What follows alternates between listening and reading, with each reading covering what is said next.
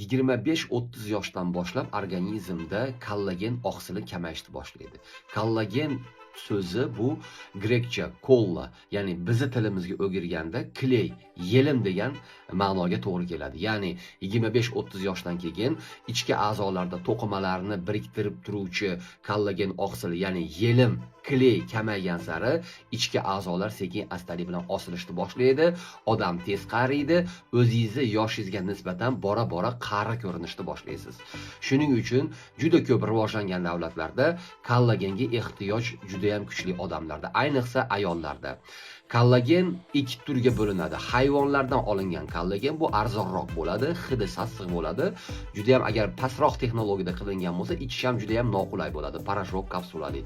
Va ikkinchi tur kollagenlar bu baliqdan olingan kollagenlar. Agar bu baliqdan olingan kollagenlar suyuq holatda bo'lsa, gidrolizlangan, ya'ni molekulyar texnologiyada qilingan bo'lsa va bir ichishligingizda 10 gram, 10 ming dozalik bo'lsa, effekti juda ham yaxshi bo'ladi.